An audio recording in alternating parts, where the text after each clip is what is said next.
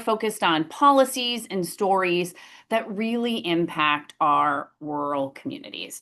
So we're going to start with a paid family leave conversation. We have Representative Chrissy Houlahan to join us, as well as an incredible CEO who took matters into her own hands and started her own paid family leave program for her workforce. We're also going to have an interesting economic conversation that's going to look at social media data in rural communities and what they are saying about the economy. That will be followed by an interesting conversation with a filmmaker who created a film called Women's Work and the Untold Story of America's Female Farmers. And then we'll move into next segment that's going to involve our tribal leaders and talk about their struggles and their successes that they are seeing for their communities. And then we will wrap it up with a public lands conversation with Senator Heinrich and Representative Vasquez that will tell us kind of the ongoing threats that we are seeing today with our public lands, because we know we need to keep public lands in public hands. So just a note, I want to just highlight a few administrative things at the start of our summit today is that when each of our sessions conclude, you need to return to the lobby and then you can select the next panel. So when our session on paid family leave ends today, you need to go back to the lobby and then select on the economic panel to then hear about the social media data and what we're seeing there.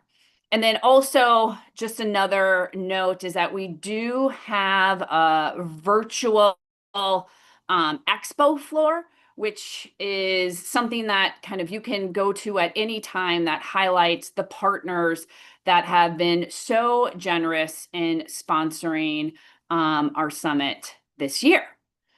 So with that, I'm really excited to kick off our first panel with Congresswoman Chrissy Houlahan, who represents Pennsylvania's 6th congressional district. For those of you that are not familiar with Representative Houlahan's work, she actually is the chair of the bipartisan paid family leave working group, along with her fellow co-chair, Representative Stephanie Bice, and they introduced the More Paid Leave for More Americans Act. And Representative Houlahan, one of the reasons that I am so excited about this panel is I think about my own story. I was actually the state treasurer of Wisconsin when I had my first child. And I went to our HR department and I said, well, what's the paid family leave for me? And how can I make sure that when I'm out of the office, I can make sure things are going to be covered? And what does that look like? And our HR representative said, well, Sarah, we don't have one. So best of luck. And as a newly elected statewide officer, I had to create my own. And I, reached out to women across our state to get their stories and to hear what they were struggling with.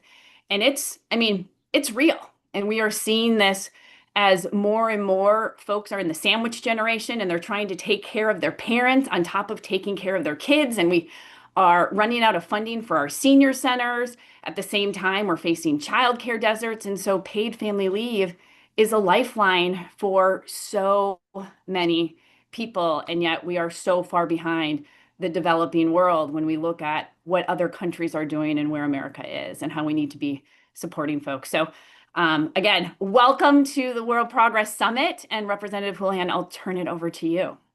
Thank you. Can you hear me okay? We can hear you. Yep.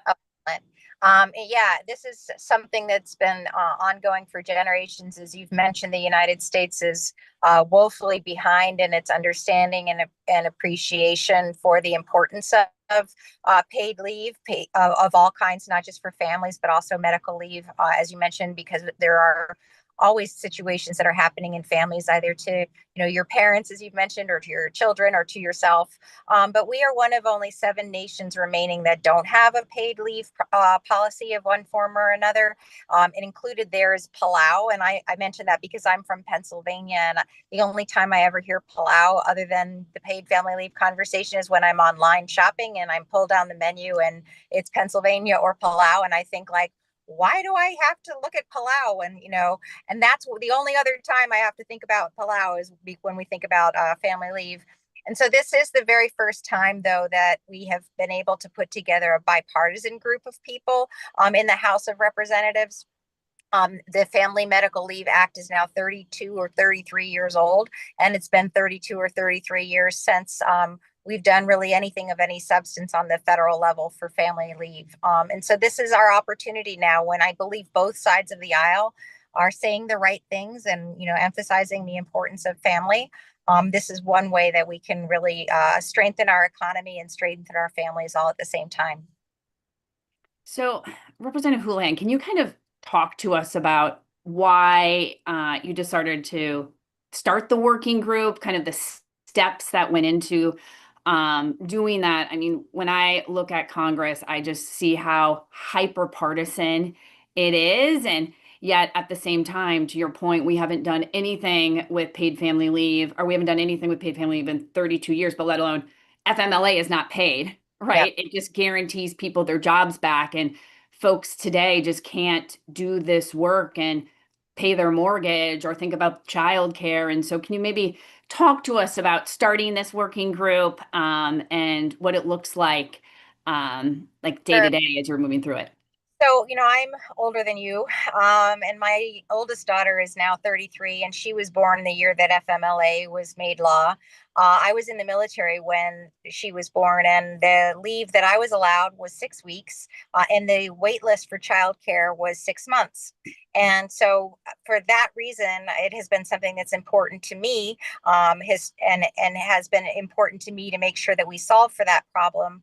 We were very, very lucky in Congress that we were able to solve for that for all federal employees, 2.1 million federal employees, and also for all uniformed personnel within the last several years of us being in office, of me being in office. And Stephanie and I have worked together on those kinds of things through the Armed Services Committee. And so it was natural that we tried to figure out a way that we took the work that we've done for uniformed personnel and for federal employees, and made more leave for more people. We can't agree on everything, Republicans and Democrats, but what we can agree on, I believe, is that this is important. And what we can agree on, I believe, and I believe Stephanie shares this value, is that we should be able to find ways to create more leave for more people. And that's why you're hearing the name of that bill. It's a recognition that we're not going to be able to create a comprehensive plan because of the differences in our ways of approaching government, but we can create opportunities for more people to have more leave. And we estimate that about 75% of Americans still don't have paid leave programs.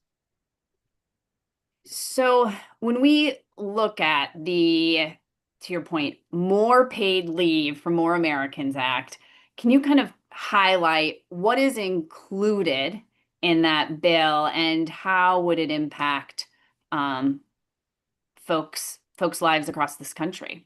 Sure. So what we did is we created this working group, and a working group of very small number, 3 and 3 Democrats and Republicans on each side, with a purpose. This is not a caucus. This is not something where we meet regularly, just to talk about this issue. This is a working group with a purpose of developing legislative solutions. And as a result of almost 2 years of kind of level setting and making sure we all had the same information, the group came forward with 4 different legislative ideas. And 2 of them we've actually written into text at this point in time. And one of them is the more paid leave for more Americans, as you mentioned. And the other one is something called the I plan.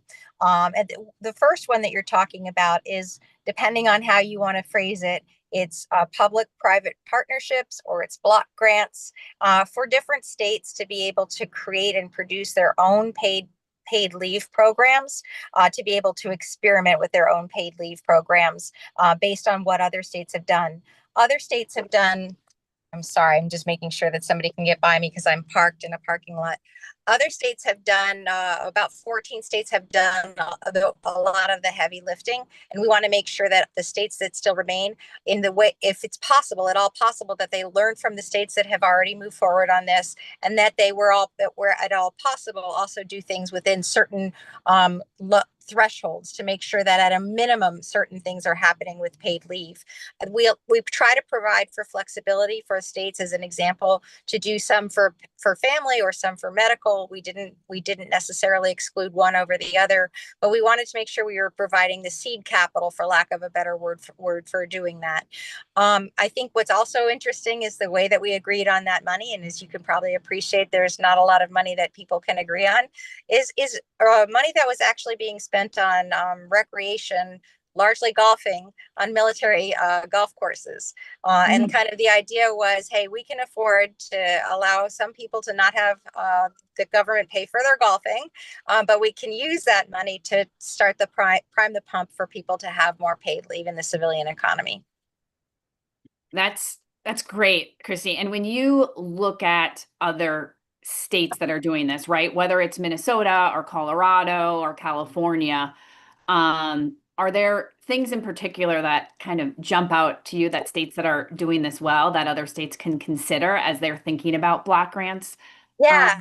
And that's the second piece of legislation, the I plan, which is a piece of legislation to establish basically a clearinghouse, a database of sorts, a one-stop shop for best practices, to make sure that different states could share with each other their successes and their failures, to the degree that there are those, and that they could emulate the ideas that are working and maybe modify those that aren't.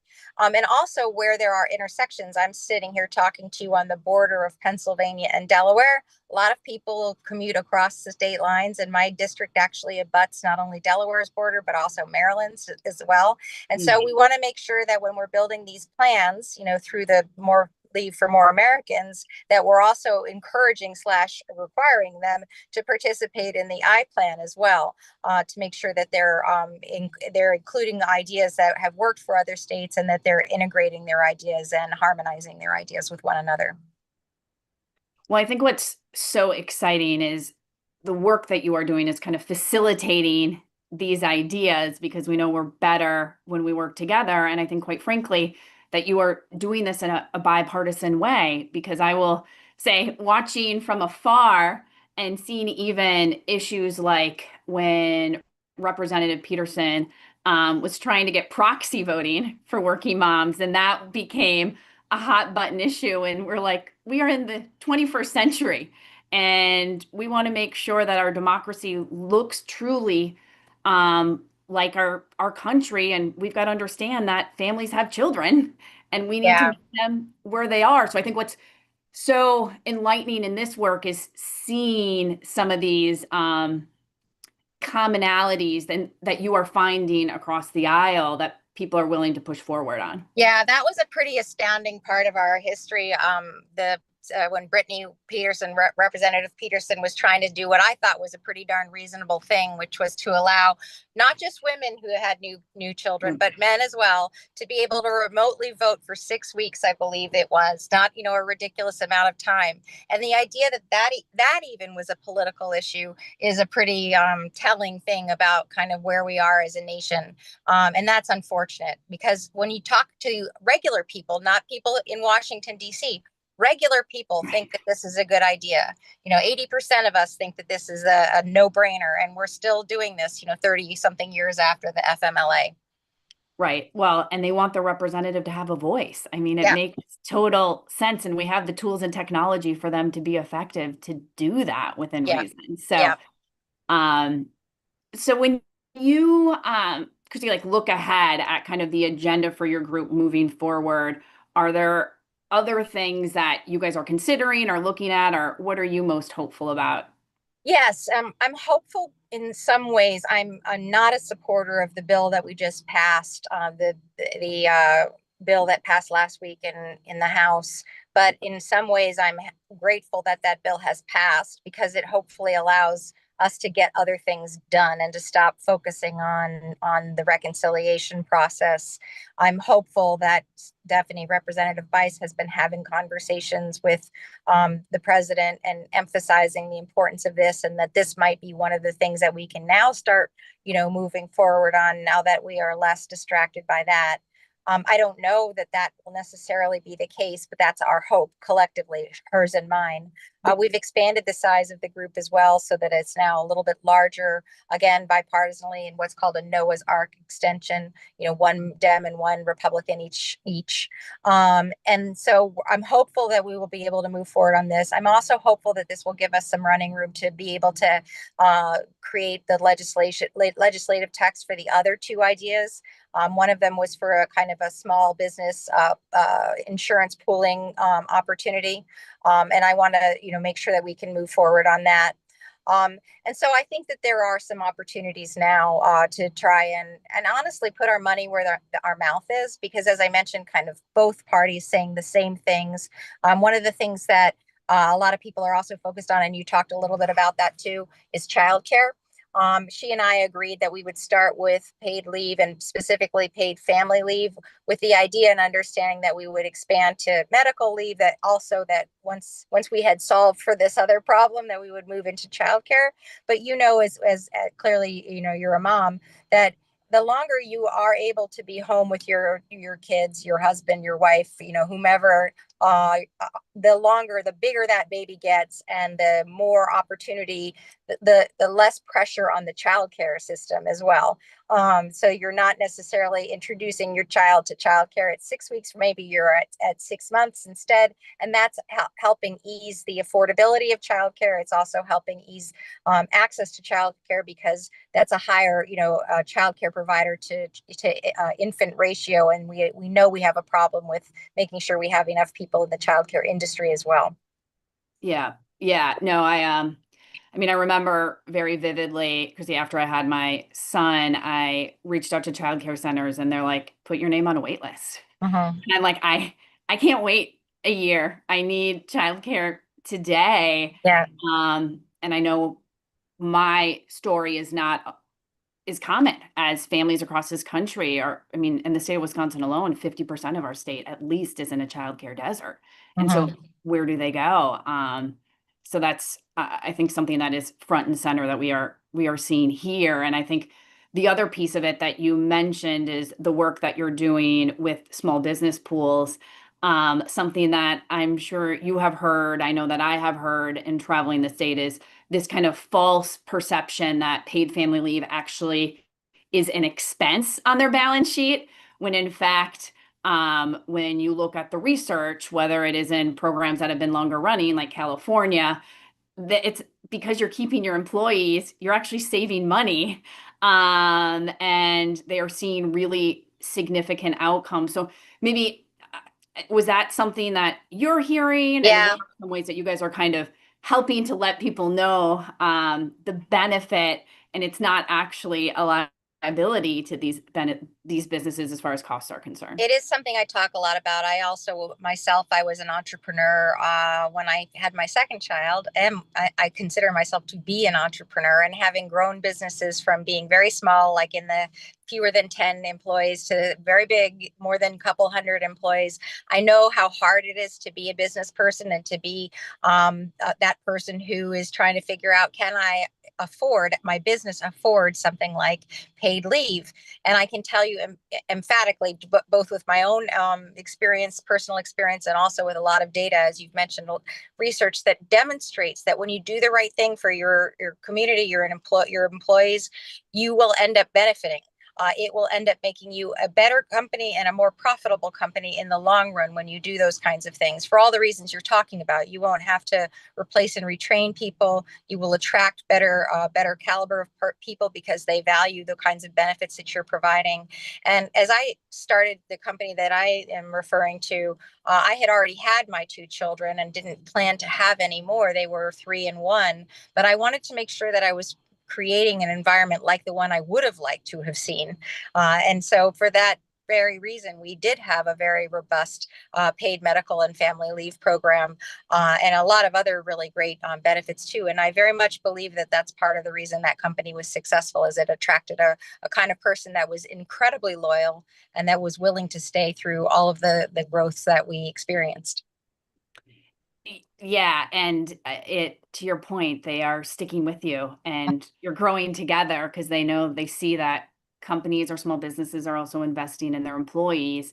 And you're in the pooling program. Can you maybe, so what that will do is allow businesses to pool together to help kind of Yeah. cost share in essence. And you add on top of that another tool being then the states can have grants, right, that can then help start these programs to make it easier as it Yeah, comes you to know, we implementation. recognize, and part of our process, you know, the working groups process was to bring in all the different stakeholders of this issue. And so some of them were the states that had already done this, you know, to listen to them. Some of them were the legislators who had done the FMLA work. Some of them were the chambers of commerce, the Mhm. larger, you know, organizations that organize businesses, and some of them were small businesses themselves, you know, to talk to them exactly about this issue. I think what's really interesting and correct is that, to a person, the people who were there at the table, in whatever, you know, table we were talking about, were very supportive of the concept of paid leave. But when it depended on where they sat, you know, in the food chain, whether or not they felt comfortable being able to implement it, and how they were going to be able to implement it. And that's why we're trying to make sure that in the ideas that we have, that we're providing for that very, very small business, you know, owner who wants to do the right thing, either for themselves or for, you know, their employees and or their team members, but can't, or for that larger company. The reality is that many of our much larger companies that cross state lines and those sorts of things already have paid leave programs. So in order for those smaller businesses to be competitive with the larger companies, they recognize that they need to figure out how to do the right thing, and they also want to do the right thing just because it's the right thing. So we recognize that this is something that we need to make sure that we solve for as well. Um, I'm just going to take a bit of a pause, Representative, to let people know if you have any questions to please let us know because questions are coming in. And one question that just came in is, in the big beautiful bill, there was extension slash expansion of the CTC. Does this theoretically take some pressure off the push for childcare and other leave benefits? Yes, anything is better than nothing. Any change is a good change. This is helpful. This is not a complete solution. The tax credit was actually our fourth idea, was expanding on that to some degree. And so I don't think it goes far enough. I think there's still work to be done. And it's, I think, concerning, though, that not everybody will be aware of it. Not everybody will take advantage of it, and particularly the smallest of businesses won't be able to, or aware of it. We looked at that as one of our fourth pillar, and we're glad to see that it got kind of codified in the big beautiful bill. But I think the problem that we saw when we were first looking at it was that they didn't ever promote it. The adoption was very, very low, and there were no resources provided either in this bill or in the original trial part to promote and let people know that it existed. It's a big problem, not just in this area or this issue area, but in all issue areas, in my opinion. Having come from a business background, you can't, you know, sell what you don't market. And Yeah. if you've got something that you want to sell but nobody knows about it, it's pretty hard to actually sell it. So that's kind of one of the gaps that's still missing. Yeah. No, great question for whoever did that. Yeah, Thank very good you. question. One of something that you mentioned earlier was about bringing different people to the table to make sure you were kind of thinking about all the different options and impacts, and particularly when it came to small business versus large business and people, the different tools that were in people's toolboxes to set them up for success.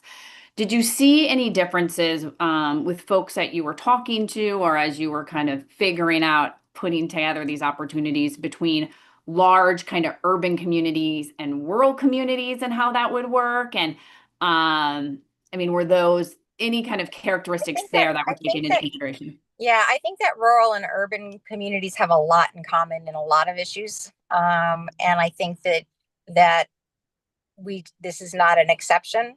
I think instead what we were seeing was that there was a kind of a coming together of common understanding of the importance of this at this time from groups that historically hadn't agreed with one another, right? You Mm-hmm. hadn't historically had the Chamber of Commerce being, one of the leading voices for family leave or childcare for that matter. You also saw a lot of groups from the very much more conservative right who would have historically not necessarily been vocal about this issue coming to the table literally and being more supportive than we've ever seen them be. And so you have this kind of really rich tapestry of different differences, different groups that are at the same time saying, and now is the time to do this. Listen, I've had the chance through my work on armed services, the Armed Services Committee and the Intelligence Committee to do a lot of traveling globally, largely for issues of national security. But you can't help but notice when you're in Asia or you're in Europe, or you will see really robust paid leave programs that are as large as 2 years per child. And we are, this is a global economy. We are competing against global markets, and we need to make sure that we're doing right by our families, but also right by our businesses too.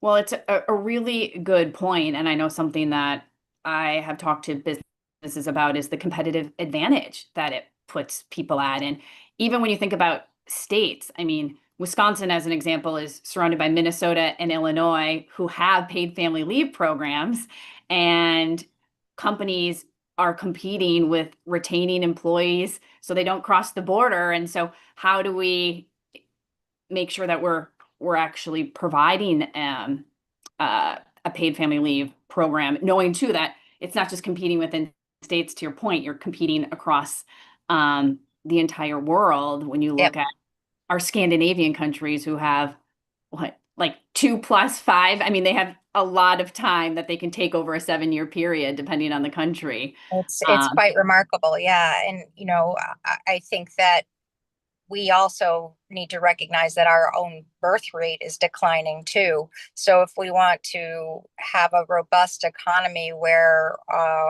not to get too political, where we're not necessarily as welcoming as I would like us to be of immigrants, we need to have our own supply. And if we don't find ways to make it easier to have children yeah, and to grow them up, we won't be able to continue to grow our economy because our population will literally be declining. I've had a chance to visit um, South Korea. I think their replacement rate is below one right now for every two people, and they are really freaking out about their economy for all the right reasons. right. Well, and you bring up a good point. This isn't just the right thing to do for families. It's also the right thing to do for our economic Mhm, success, which is mhm. critical. Well, in our last 2 minutes, I want to make sure that I highlight any of the things that you are looking forward to as this, your work continues, that you're excited about, that other folks can be on the lookout for. What I would encourage, I'm sure you're a diverse group of folks online here, is the good news is that there is bipartisan work happening, in Congress. That the bad news is you don't ever hear about it. And I would encourage you guys to do some outreach to your members of Congress to encourage them to get engaged and interested in what I think is some really good cutting edge opportunities to make a difference. And so if you are from a community and believe that this is important, give your representative a call and mention that these kinds of bills and legislative ideas are important to you. We need that. We need our communities to tell us what's important. And that's all that I would ask of you guys. Well, I think that is a very good call to action and something that folks on this panel or in the audience can absolutely do because it is a priority. And And I'll give you the bill numbers too, so okay, that you can sound official like Schoolhouse Rock. It's HR 3089, which it means House Resolution 3089, and HR 3090. So those are the specific bills you can ask for.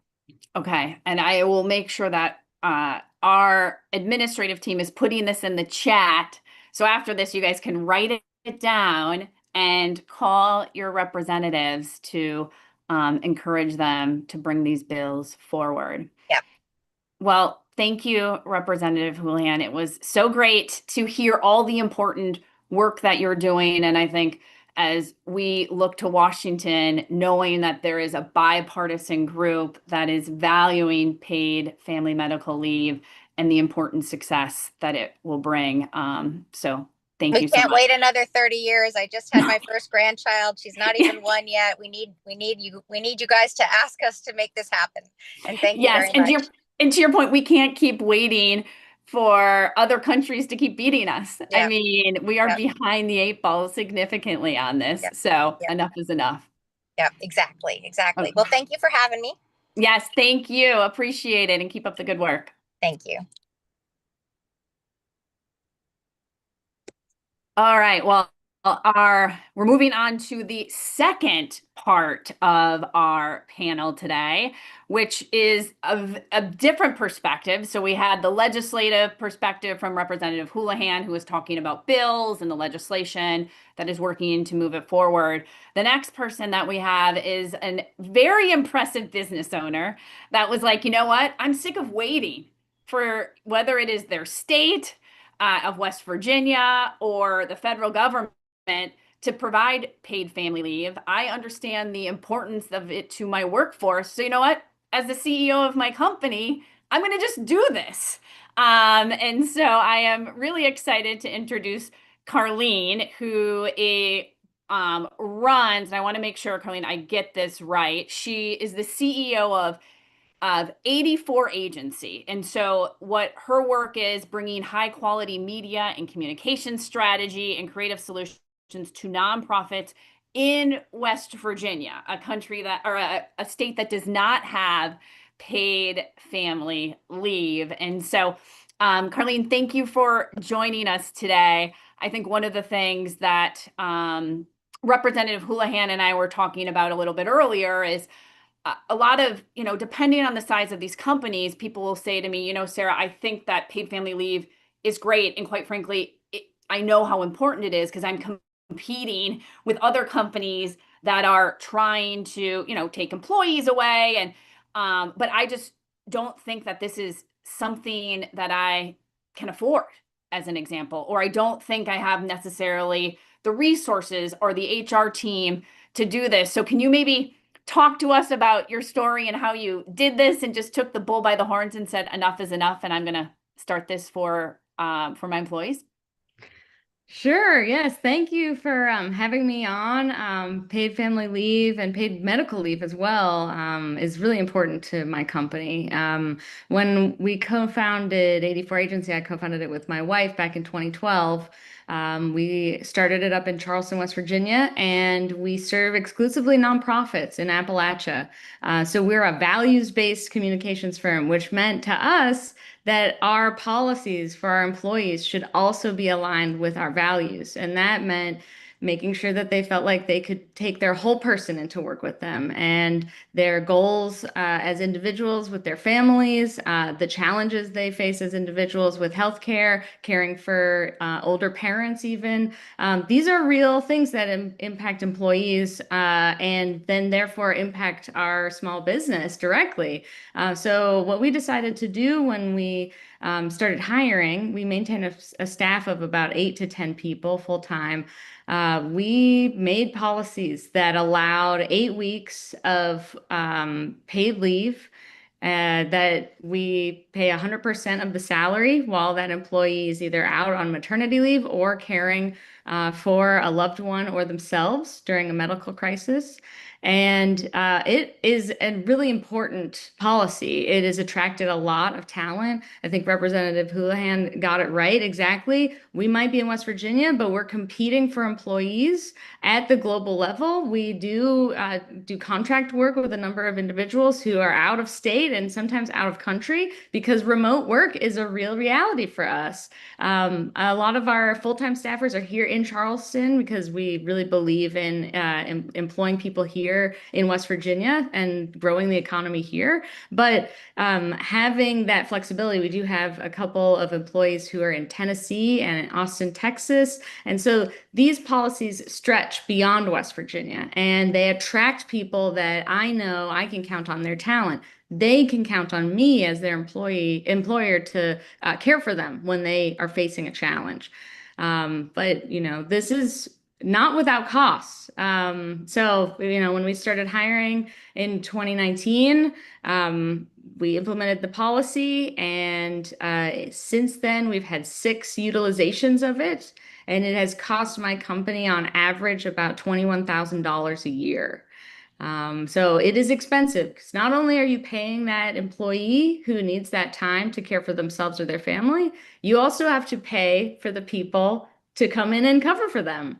So that means training people up. And one benefit that we've seen paid leave have is that those kind of like temporary folks who come in and learn our systems actually become more frequent players on our team as a maternity leave passes and another one comes up on the horizon. We have someone to call. So we have trained a number of folks who don't want full-time work. So paid leave has created this kind of smaller economy, which is interesting, of subcontractors who join our team. So that's been fascinating, but it is really expensive. It's values aligned. We're 100% in support of it, but we're all by ourselves paying for this.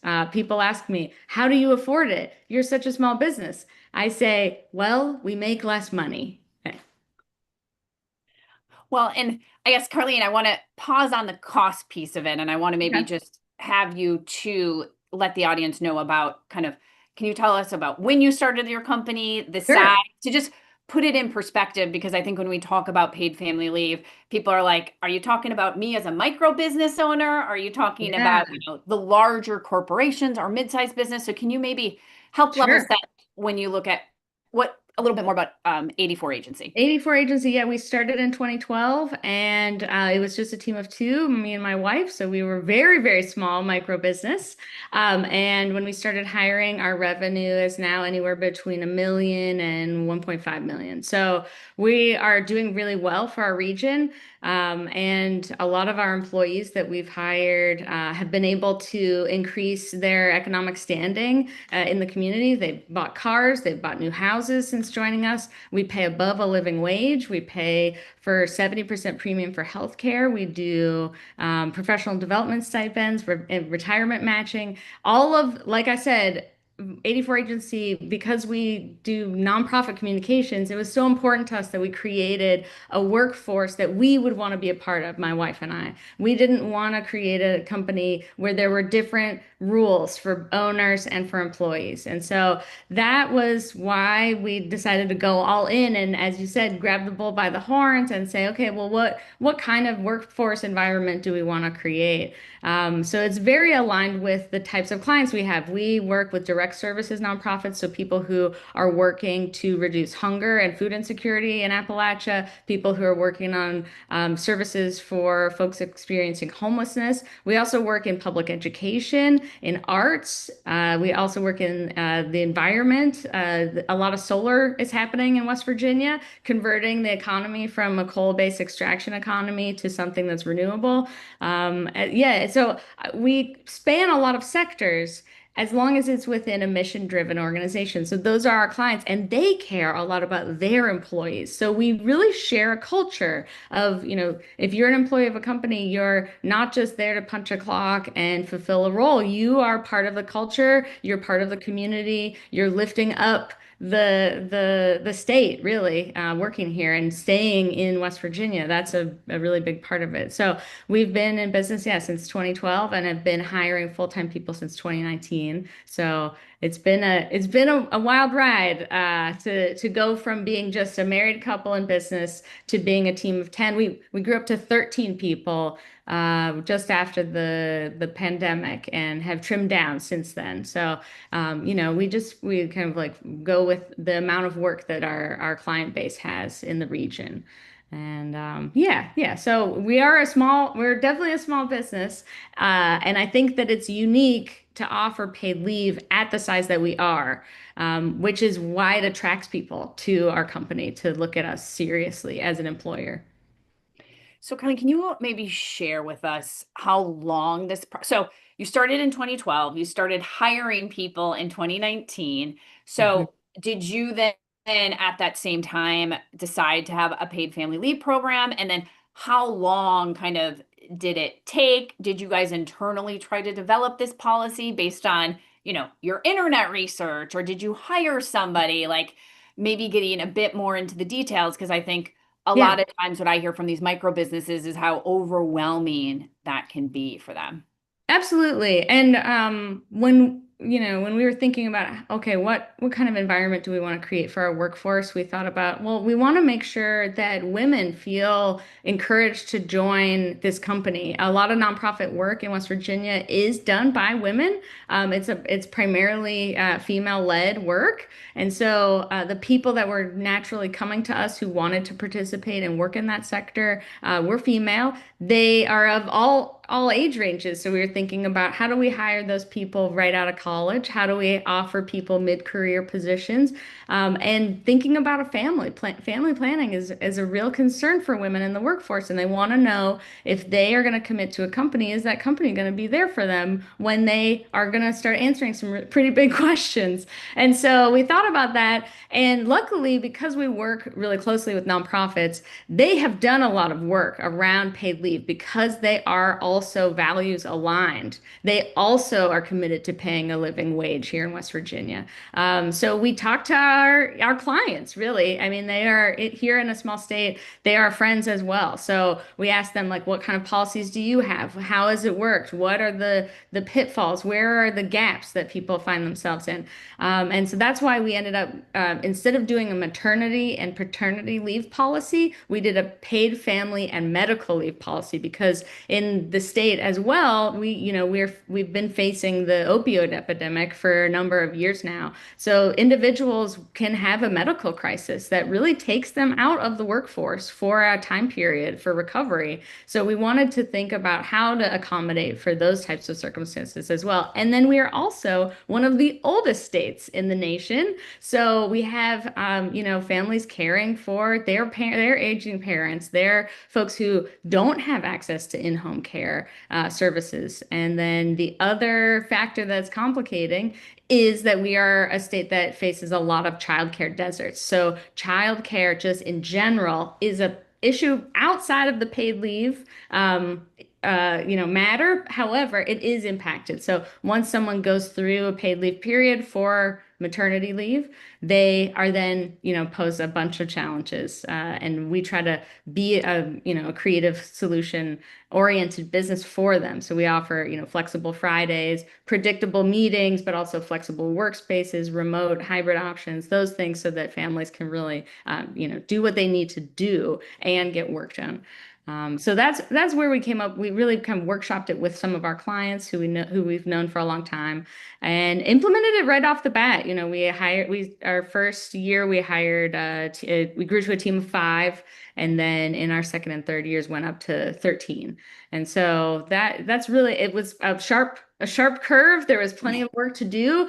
We didn't know in 2019 when we started hiring individuals that COVID was on the way and nonprofits were going to have to help address that. One of the sectors we work in is healthcare. We support a lot of charity clinics as well as federally qualified health centers, so the FQHC network, and they were getting a lot of healthcare information out into the community, and their advertising budgets to reach people who desperately needed that information became something that was our responsibility. So we grew rapidly.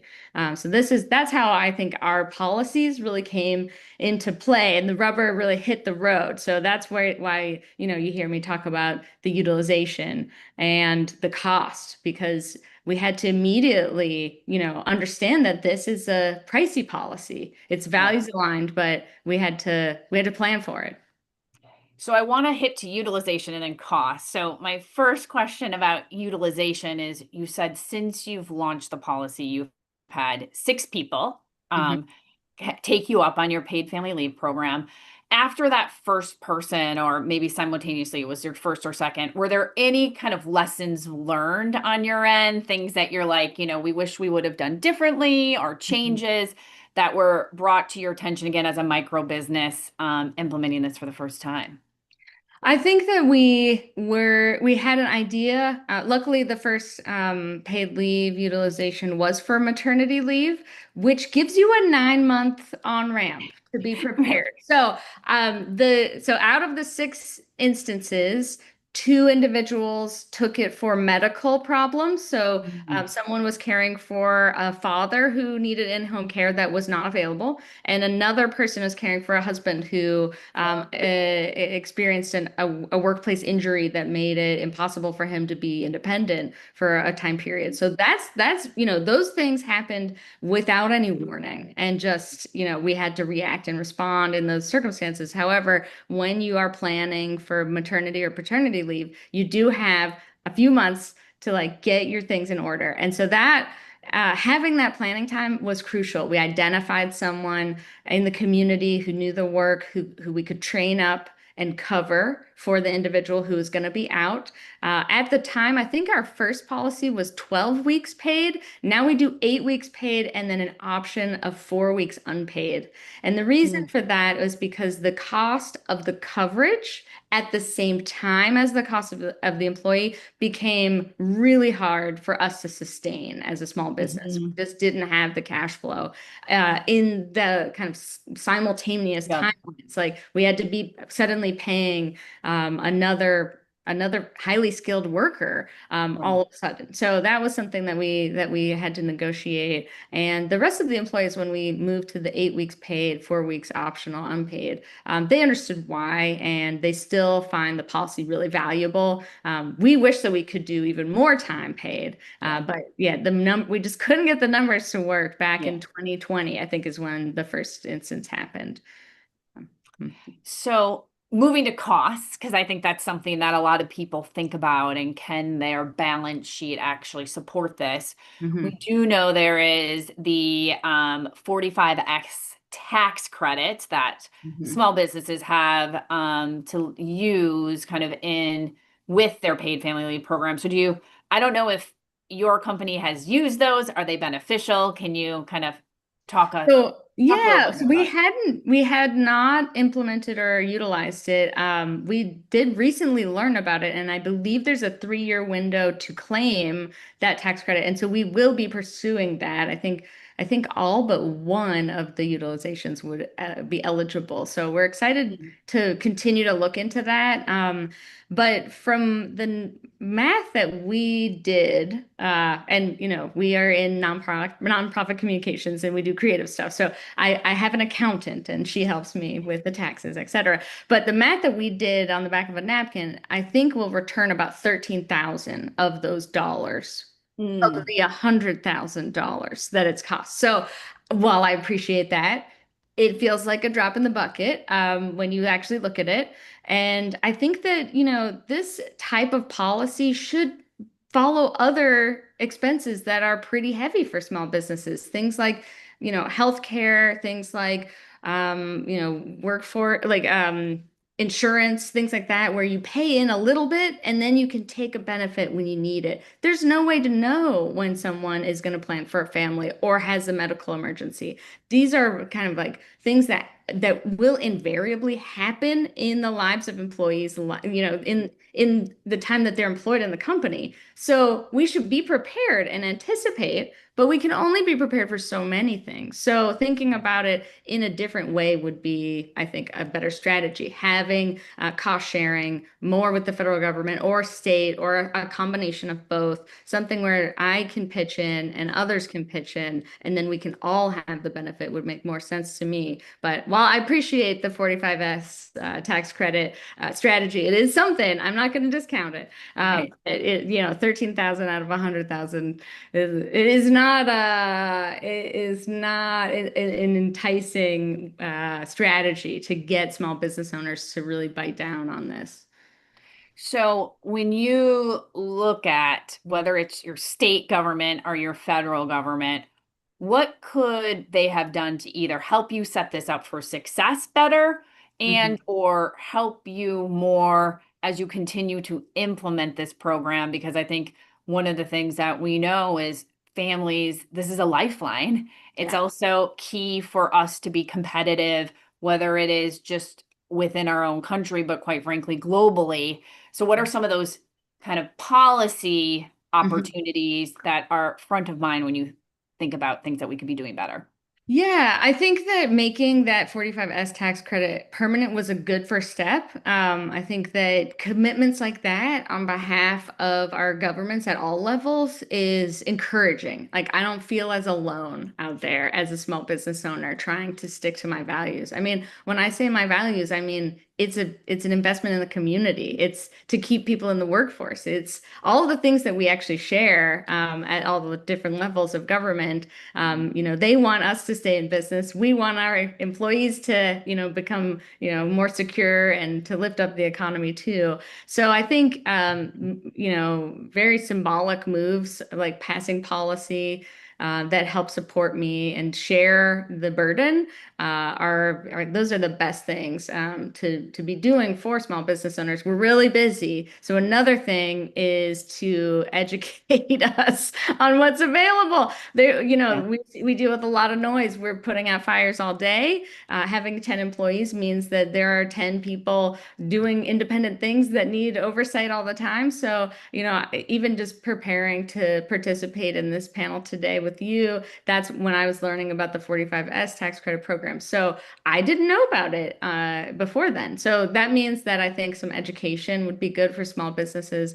I think we're a hard group to target. I am a marketer, so I know that we're really segmented in our individual sectors. There are things like chambers of commerce, but sometimes those actually there are barriers to entry there. You have to pay membership fees. And so I'm going to probably pay for paid leave over a membership fee to a chamber of commerce. So we're a hard group to like really reach. There are a lot of advocacy organizations that are lobbying for our for policies that would help benefit us and strengthen our position in the economy. And those folks are doing a lot of advocacy, and that's where I get most of my information. So I think thinking about how to reach us with those efforts is a really good step as well. But some form of, mix shared costs, something where I can pay in a couple $100 to even $1,000. I mean, $1,000 a month over the course of a year is better than the 20 that I've been spending on the Yeah. utilization. So any sort of cost sharing, I think, would be a solution for this. And do you think, when you look at, let's just, pie in the sky, that it would be better for businesses to participate in kind of cost sharing through pooling together, where ultimately they're pooling together, they can kind of maybe get grants or what have you to implement the policy that works best for them, Mhm. or opt into like a statewide program where maybe you're paying into that and the state takes on more of the administrative responsibilities, kind of the time off things. Mhm. Um, I mean, do you think it matters or? I think that maybe all of the above options would be best because small business owners are so unique in that we are set up in many different ways. We don't have an HR person dedicated to HR on our staff. We use a software online to manage all of our paperwork and make sure we're in compliance. I don't think that software would be able to help navigate the schedule Yeah. as somebody were to utilize the paid leave policy. So we really do that all through, letters and signed documents. When somebody requests paid leave, they request it to the co-founders and we approve it. And there are qualifications. I think you have to spend at least a year in the company and be in good standing and things like that. And so, yeah, there is a paper trail, but it isn't something that needs a ton of administrative oversight. So I don't know if, offloading that from small business owners is really the barrier that they're facing. The barrier that they're facing is the cost. Yeah, salaries need to be high to be competitive. And when that person is being paid and not working because they have another commitment that is equally as important in their lives, that starts to cost a lot of money for us. So, Yeah. yeah. Yeah. And so to your point, the cost sharing, whether they're paying into it voluntarily or there's some sort of built-in tax potentially that can kind of Yeah. offset the costs. I would actually offer, so the PPP program that rolled out during the pandemic, Yeah. that incentivized small businesses to keep their people on payroll. And I think that was a great model to Mm, show that, we were able to have utilize that money immediately, and it was for payroll only. And it really kept our team together at a crisis time. And so, that was the federal government and the state government working together, and like even local banks. We went through our local bank. So I think partnerships are out there if there's the will to come up with solutions. So yeah, the PPP loan, and I think it was like a grant as well. So we were able to access a lot of that programming, and I think that there are models out there. We just have to be creative. no, I think that's a really good point that in thinking about what else is possible, we don't have to necessarily reinvent the wheel, right? There are ways in which we have done things, whether it's the PPP program or other states' programs or even other countries that have been doing this for a while to really make sure we can extrapolate best Yeah, practice. yeah. And I don't think that the money needs to be paid up front. Small businesses were Mm, pretty used to having expenses on the books for a while and making small incremental payoffs to those expenses. A lot of us will work on accrual basis instead of cash, et cetera, et cetera. So that's why it's important to just have a lot of flexibility. So when we are, we don't need to reinvent the wheel. But we also, small businesses are interested in offering these things. There is a big incentive to have programs that really benefit employees and make them stay. I mean, we have people who've worked here for 5+ years. So, I think that our investment in them yields an investment in us back. Yeah. right. Well, I'm I guess sensitive of time, Sure. Carlene, as we're kind of hitting at the top of the hour. But one of the things that I would love to ask you is for those in the audience that might be small business owners or they have friends that are small business owners or family members, what advice would you give to a small business owner that's considering starting their own paid family leave program? Oh my gosh. So yeah, the advice that I would give them is that you don't have to bite it all off at once. There are a lot of different ways to go about creating this policy. We pay 100% of the salary during the paid leave period, but other employers don't pay 100%. They can pay something smaller, 30, 50%. And that is while expensive, still expensive, it's not as expensive as what I'm describing. And so you can do something that helps people out just a little bit.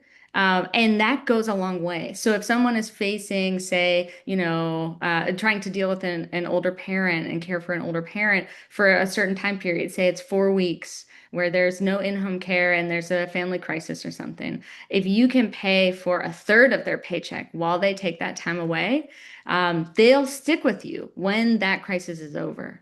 So while, it's not as great as 100%, it is at least a step in the right direction.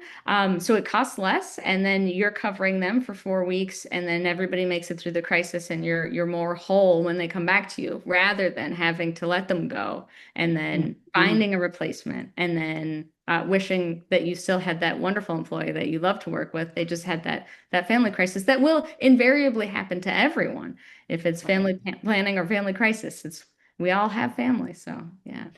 Well, Colleen, I think that's really good advice. As we hear Rome wasn't built in a day, and these small businesses don't have to take it all on, but knowing that, whether it's looking at resources that are available, like tax credits, or even, your partner organizations, the nonprofits that you are working with, to say, what are you guys doing, and how can we take that without reinventing the wheel? To really put together something that can work for you, your clientele, and your business model. So I think that is great advice. And again, I just want to thank you for first having the foresight and setting up your own program with, your small business, and thinking that of your workforce, 6 people have already participated, and the retention and just the quality matters. And hopefully we can see more businesses doing this in the future. So we really appreciate you sharing, Colleen. Yeah. And again, Colleen, again, thank you for doing this. Yeah, thanks for the opportunity. It was great. Appreciate it. Yeah.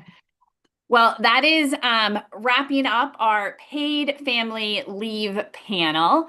And so what is on next for the docket is I'm actually going to be turning it over to Joel Heidkamp, who, as you all know, is the co-host of One Country's Hot Dish, which is a great podcast, not just because of its awesome name, but the diverse topics that they're covering on a bi-weekly basis that impacts our rural communities across this country. And Joel's going to be focusing on kind of the economic outlooks of rural communities and getting kind of what that sense is through social media data. So Impact Social is a company that looks at social media data to really determine kind of what are feelings, thoughts, and things that we need to be considering. So how do you get to that panel? You can't just stay here. What you need to do is you need to go back to the lobby, and then you can actually select the Economic Outlook in Rural America panel from that list. And then you will be put into that particular panel. So again, I just want to thank you all for taking the time and joining us today. And Joel and the team from Social